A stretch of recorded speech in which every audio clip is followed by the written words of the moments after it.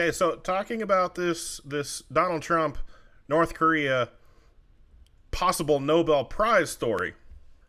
18 Republican lawmakers pen letter of nomination to Norwegian Nobel Committee Chairman Berit Reiss-Andersen. The letter reads, "We respectfully nominate President Donald J. Trump to receive the 2019 Nobel Peace Prize in recognition of his work to end the Korean War, denuclearize the Korean Peninsula, and bring peace to the region." Okay, so we got to set up the backstory on this one, because if any of you remember what was going on around August of last year, everybody was pretty sure World War III was about to start. Okay. Around that time, the North Koreans were testing a series of missiles that had actually reached the point of targeting United States cities. Also a part of this was an amped-up campaign to test the new presidency of Donald Trump to see if they would have the same leeway that they did under the last presidency. This, however, was met with an extraordinary amount of leverage placed on the North Koreans by Donald Trump's presidency. Most notably with Donald Trump's now famous words directing fire and fury to the North Korean regime if they don't pull back from their threats and hostile position towards the Americans. North Korea best not make any more threats to the United States. They will be met with fire and fury like the world has never seen. He has been very threatening. This occurred after North Koreans threatened U.S. bases in Guam and even on the United States mainland with nuclear attacks. Following the president's fire and fury statements, U.S. Secretary of Defense James Mattis clarified the United States position.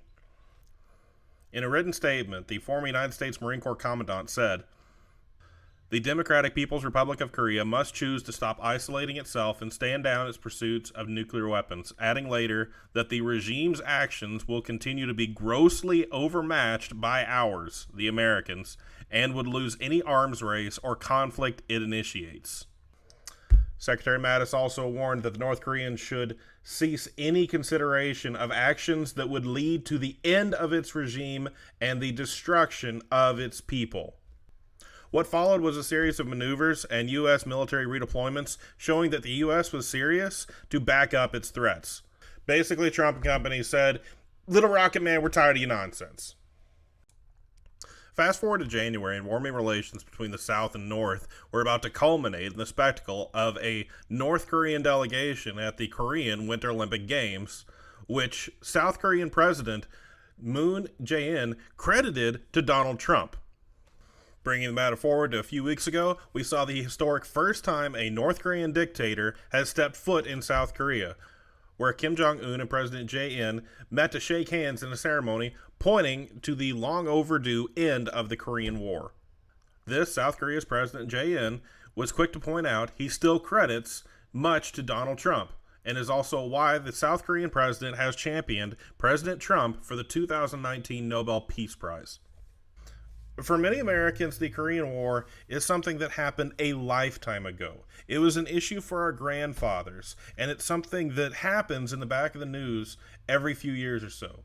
But the fact is that the Korean War has been something that affects global movements ever since that time years ago. And an important fact to keep in mind, the Korean War never ended. No treaty signed, nothing. It just ended in a truce, a ceasefire that has lasted ever since our grandfathers were young men. Why is it such a big deal? Because this has been one of the potentially most devastating events in world history. For generations, North Korea has been this uncomfortable maybe. This thing that maybe will affect the entire world in the course of a weekend of terrible bad decisions. At any moment, they could have launched a nuke or launched an invasion or done something incredibly stupid that would have thrown the entire world into a war like we haven't seen since the Korean War.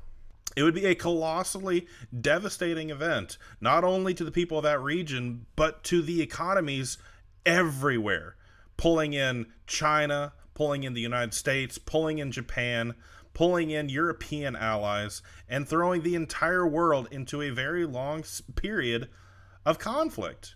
Now, that was something that could have happened at any point since the end of the Korean War, or since the effective end of the Korean War, since the Korean War never officially came to an end. But now that the Korean War might actually be ending, and an opportunity to normalize relations with North Korea and the rest of the planet, now they're going to have this opportunity to take advantage of what the rest of us have, namely that of South Korea. When we compare any opportunity to test communism versus capitalism, we've seen vast inequalities, not only in the wealth created in the communist nations, but also in the human suffering also created in the communist nations. You look at North Korea versus South Korea. Many of our biggest products come from South Korea, where they've been able to infuse technology and infuse expertise into the global marketplace. A lot of your phones wouldn't be possible if not for South Korea. Okay, a lot of technology and a lot of wealth has come out of South Korea, mixing in with this global market, forcing a lot of wealth into South Korea. Now, North Korea could now be a part of that, allowing themselves to take advantage of the wealth that the rest of the world is willing to trade with them if they learn how to play a few new rules. By change of business, that means that many of the draconian policies that North Korea has had to implement to keep its system working are now going to have to go. But because they'll have access to a peaceful means of integrating with the rest of the world, it means they won't need them anymore. At the same time, no longer fearing the absolute devastation, the absolute destruction of their own regime, they'll be able to take a more peaceful stance, which means that a quarter of their nation will no longer have to be in the military and can be put to more productive, less militant uses. All that to say, North Korea, which has been the iconic, terrifying regime of nightmares, will now just get to be another country, another place that produces things, another place that's getting wealthier, and another place that's no longer being horrific to its own people. Now, if you want to take the South Korean president's word on it, Donald Trump had a lot to do with that. As if the president of South Korea's word wasn't enough, Trump also has supporters in Europe, such as British politician Nigel Farage, arguing that Donald Trump deserves this medal far more than President Obama ever did.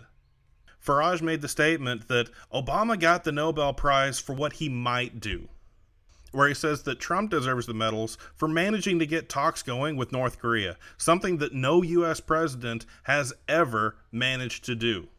What Farage is referring to is President Barack Obama being nominated for the Nobel Peace Prize 9 days after he took office. He was actually awarded the prize only months into his first year in office.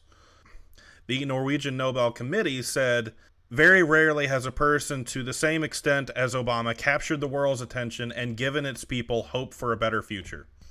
Others have justified the medal as that he made the world have more confidence in America going forward after the Bush presidency years. Yet others have stated that it was because of his extraordinary efforts to strengthen international diplomacy and cooperation between peoples. Again, remember, his nomination came 9 days after taking office. So he didn't actually do anything. Many rightly viewed that the Nobel Prize had become a politically driven popularity contest rather than an actual award for work which had been done in the effort of seeking peace throughout the world. This was especially highlighted during the actual presidency of Barack Obama.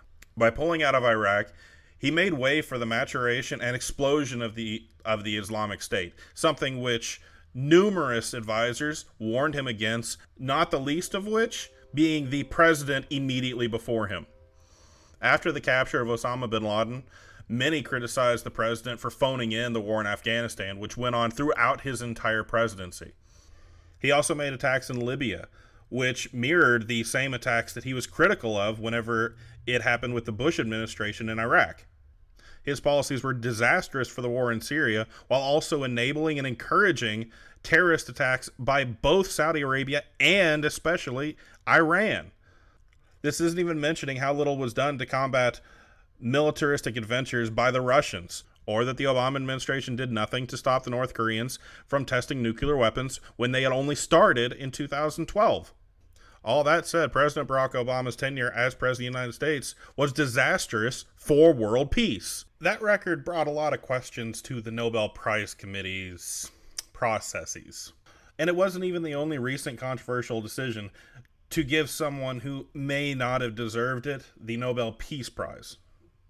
Some might remember that in 2007, former Vice President Al Gore also received the Nobel Peace Prize for his work making a movie. Critics of that prize also stated that they believed the nomination committee awarded the prize based mostly on a political statement rather than awarding someone who had actually earned the prize through efforts to make and maintain peace. Critics for Gore's work, The Inconvenient Truth, contained no less than the High Court of England, which stated that the movie contained no less than 9 gross errors. The errors the High Court mentioned were specifically crafted to support Gore's argument and included alarmist fudging of facts regarding the rising sea levels, unfounded claims of effects of global warming, and the manipulation of statistics. Perhaps most concerning are Gore's refusals to deal with inaccuracies found throughout the movie and which now serve as the basis for his newest project, An Inconvenient Sequel. All this to say, the Nobel Prize Committee has awarded some extremely controversial choices, and there are many who criticize the committee for watering down the purpose of the medal to something which is now just a political popularity contest. Given the precedent that they've established for Barack Obama and Al Gore, who have achieved very little in the means of peacekeeping, President Trump has achieved a great deal with what's happened in South Korea. He was credited for bringing an end to one of the most colossal conflicts of the last century. If the South Korean president's testimony means anything, this means that he was certainly one of the most important people towards the progression of peace in the year of 2018. And to compare his actual achievements with the potential achievements that President Obama was awarded for, it leaves many saying that for the Nobel Peace Prize Committee to maintain any validity and any respect, they're going to have to award President Trump with the award. Now, many in Europe, many in the European community are appalled by this idea. However, when you look at the facts for the Nobel Prize for Peace to mean anything, they have to award it to Trump. Otherwise, their blatant hypocrisy in awarding it to previous candidates is going to leave the award meaning absolutely nothing for generations to come.